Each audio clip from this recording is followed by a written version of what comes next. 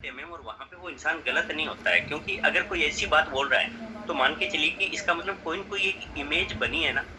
हो सकता है उसने यस, खुद ने ठोकर खाई हो, हमें नहीं बता रहा हो, अंदर ही अंदर कभी कर लिया होगा कुछ 2 का 4, बाद में पता चला कि ये सारे एक जैसे ही होते हैं क्या, ठीक है? जबकि सारे एक जैसे नहीं होते हैं, ठीक है?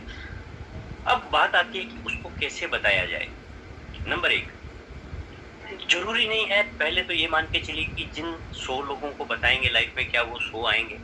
नहीं आएँगे। हमारे यहाँ तो औसत का नियम वैसे भी बोलता है कि जब 100 को बताएँगे, तो बहुत अच्छा रिज़ल्ट रहेगा, तब भी 20 लोग आएँगे। जी, बहुत अच्छा रिज़ल्ट रहेगा, तब भी 20 आएँगे, हो सकता है उन्हीं 80 में से हो ये। दूसरी चीज़, मगर वो 80 में से है, तब भी हमें हमारा प्रयास कभी नहीं छोड़ना होता, क्योंकि अक्सर मैंने देखा है, जो इंसान परेशान ज़्यादा करता है, काम भी वही इंसान सबसे ज़्यादा करता है। इस सिस्टम में आने से पहले जो इंसान जितने ज़्यादा तर्क-वितर्क करेगा, या ये मानिए कि 2 टीमें हैं, वो हमारी अपोज़िशन टीम में खेल रहा है आज की तारीख में, मगर आपको लगता है कि बंदा धुरंधर है भाई। अगर अपनी टीम में आ गया और अपनी तरफ खेलना स्टार्ट कर दिया, तो उस दिन उसकी बैटिंग भी लाजवाब होगी, मगर अपनी तरफ होगी। तो ऐसे लोगों को मेरा मानना है कि ज़िंदगी में साइड में नहीं छोड़ना चाहिए, हमेशा उनके टच में रहना चाहिए, क्योंकि सारे दिन एक जैसे नहीं होते। मैं भी उन्हीं में से एक था। साढ़े 3 साल 2017 या 2018 में पहली बार कैंगन के बारे में मैंने सुना था, और मेरा भी मोटा-मोटा उस टाइम, चूँकि इस इंडस्ट्री को मैं छोड़ चुका था, इसलिए क्या था कि मुझे ये भ्रम हो गया था कि कुछ नहीं है यार, बहुत पापड़ बेले हैं, कुछ होता जाता नहीं है। हाँ, मुझे ये पता था, उस इंसान की तरह ये दिमाग में नहीं था कि एमएलएम खराब चीज़ है। मुझे मालूम था एमएलएम बहुत अच्छी चीज़ है, मगर शायद यार मेरी किस्मत में नहीं है, मैंने 2-4 बार धक्के खा के देख लिए, तो मैं नहीं आया। मगर जैसे ही किसी अच्छे इंसान के टच में आया, और वो सेम डे सबके लिए नहीं होता, तो कई बार हमारी परिस्थितियाँ भी बदलती रहती है। इंसान जॉइन नहीं करता मोनिका मैम, परिस्थितियाँ जॉइन करवा देती है कई बार, याद रखिएगा आप। जी, कई बार ऐसे इंसान ज़िंदगी में हमारे बिज़नेस को जॉइन कर जाएँगे, जो आपको लगता था कि ये रियल में नहीं करेगा, मगर उसके इंसान में कुछ ऐसी परिस्थितियाँ आ गई, मेरे जीवन में आ गई थी। इतना कर्ज़ा हो गया था कि जहाँ पे एक ही चीज़ थी, या तो मैं मेरी ज़मीन बेचूँ, या मुझे कुछ अच्छी चीज़ की तलाश करनी पड़ेगी। और उसी बीच जैसे ही मैंने डेमो और प्लान देखा, देखते उसी रात सोच लिया था कि आज के बाद ज़मीन नहीं बेचूँगा, इस सिस्टम में उतरूँगा, और ज़मीन बेचना तो दूर की बात है, आज के बाद खरीद लूँगा। और इस साढ़े 4 साल की यात्रा में हूबहू वैसा हुआ। तो इसका मतलब क्या सुभाष मंडा ने जॉइन किया? नहीं, सुभाष मंडा जॉइन करता तो 3 साल पहले कर जाता, कैंगन वही थी। मगर 4 साल बाद सुभाष मंडा के जीवन में, या 3 साल बाद ऐसी परिस्थितियाँ निर्मित हो गई कि उसको करना पड़ा। तो ऐसे बंदों के जीवन में आप टच में रहिए। अब आता है बात कि वो हो सकता है किसी नेटवर्किंग के बारे में बिल्कुल भी नहीं जानता हो। मैं तो जानता था, इसलिए नेगेटिव हो गया था। मगर वो हो सकता है नहीं जानता हो, उसके ज़हन में एक बात चली गई हो कि यार ये एक मेंबर बनाने की स्कीम है यार, बीच में ये पैसा बढ़ता है, इसलिए ये चीज़ें महँगी है। हो सकता है इस प्रकार की दिमाग में चीज़ चली गई हो।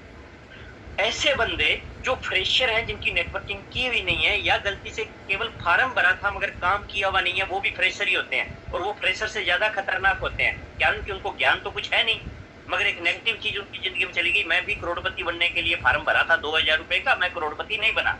वो अलग बात है, 2000 में अगर करोड़पति बनते, तो अब तक जितने एग्ज़ाम देने वाले लोग हैं, वो सारे करोड़पति होते, क्योंकि हर एग्ज़ाम की आजकल सरकार ने फीस 2000 रुपए से ऊपर रख रखी है। तो वो 10 लाख 20 लाख लोग जो हर परीक्षा में बैठते हैं, वो सारे ही करोड़पति होते हैं, क्योंकि 2-2 हजार वो दे के आ रहे हैं वहाँ पे, और लगेंगे कोई 100 लोग उन 10 लाखों में से। राइट, तो यहाँ पे उस आदमी को फिर हमें ये बताने की ज़रूरत है कि ईश्वर प्रदत्त चीज़ को छोड़ के, उस भगवान ने जो चीज़ें दी है उसको छोड़ के, आपके घर में से कोई एक ऐसी चीज़ मेरे सामने ला के रखो जिसमें पैसा बीच के लोगों को बँटा ना हो। ये मोटा-मोटा वैसा ही हो जाता है कि जैसा कि एक वो जो आप हमने सबने सुना कि एक महिला गई थी भगवान बुद्ध के पास कि मेरा बच्चा मर गया है और उसको जिंदा कर दो। तो उसने कहा कि एक ऐसे घर से चावल लेके आ जाओ जिस घर में कभी मौत ना हुई हो। तो उसने कहा मैं अभी ले आऊंगी।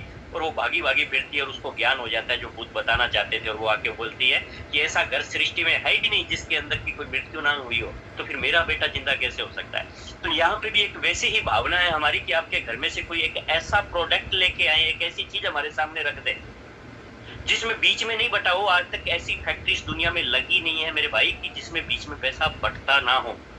तो यहाँ कैसे नहीं बटेगा? फर्क कहाँ पे आता है, अब उसको आप बताएं। फर्क यहाँ पे आता है कि वो लोग सिर्फ बेचने के लिए एडवर्टाइजमेंट करते हैं। उन लोगों ने क्या कभी आज तक ऐसा एडवर्टाइजमेंट किया है कि आपको भी पैसा वापस आएगा?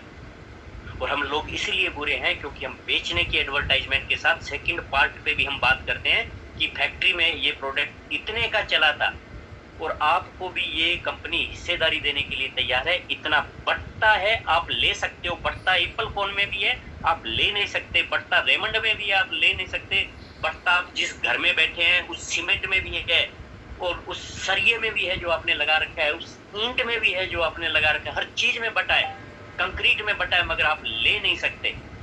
यहाँ पे आपके सामने एक ऐसा इंसान या एक ऐसे शख्सियत आप अपने बारे में बताएं कि बैठे हैं जो आपको बता रहे हैं कि ये बढ़ता है और आप इसको ले सकते हो। जी ये महंगा है, सामने वाले ने बोला, क्योंकि आप में बढ़ता है। ये महंगा है, ये बात आपको किसने बताई और कैसे इस बात पे पहुंच गए कि ये महंगा है? ये प्रोडक्ट महंगा इसलिए नहीं है कि इसकी कीमत 3 लाख है, ये महंगा इसलिए है कि आपके सामने बैठ के पहली बार कोई आपको बता रहा है कि इसमें से 8 पॉइंटों के रूप में 1 लाख रुपया आप और हमारे को जाएगा। तो वो इंसान कहता है 3 माइनस 1 2 यानी 1 लाख बीच में जा रहा है।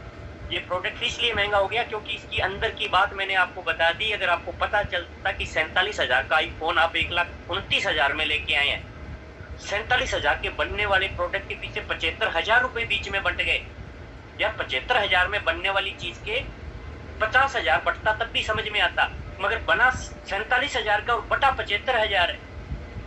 वो महंगा नहीं लगा, वो वर्थफुल लगा। क्यों? क्योंकि किसी ने भी, बेचने वाले ने आपको आके नहीं बताया कि इसमें से इतना बटेगा और मैं इतना लूंगा और टीम को कितना लेगा जो यूएसए में बैठा है।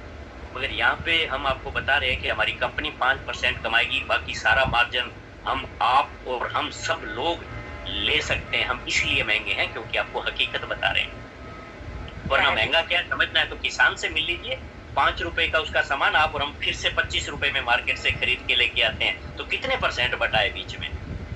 ये चीज जब किसी को एहसास करवाते हैं, हम दाएं बाएं के क्वेश्चन करने की बजाय सीधी बात कीजिए कि एक तो ऐसी चीज लाओ घर में से, घड़ी पहन रखी है, कितना बटा है, कुछ आइडिया है आपको? जो शर्ट पहन रखा है, आपके पास कोई ऑथेंटिक आंकड़ा है कि इसमें कितना बटा है? 2000 वाले 500 का बना हुआ है, 300 का बना हुआ है, क्या कोई ऑथेंटिक आंकड़ा है? हो भी नहीं सकता आपके पास, क्योंकि ऐसी कोई कंपनियां नहीं है जो आपको ये ऑथेंटिक आंकड़ा दे। हम ऑथेंटिक आंकड़ा दे रहे हैं इसलिए महंगे हैं। हमारी मशीन 3 लाख की है इसलिए महंगे नहीं है। ये मशीन अगर ट्रेडिशनल में होती तो यही मशीन 5 लाख की बिकती और बेचने वाला रो रो के बेचता कि मैंने 1 रुपया भी नहीं कमाया है, और आपको ये मशीन कभी महंगी नहीं लगती। क्यों? क्योंकि बताता ही नहीं कोई कि कितना बीच में बढ़ता है, इसलिए महंगे हैं। तो ये बात जब आप और हम लोग करेंगे तो शायद उसकी बुद्धि में कुछ अच्छी चीजें जाए और वो हमारे साथ हों।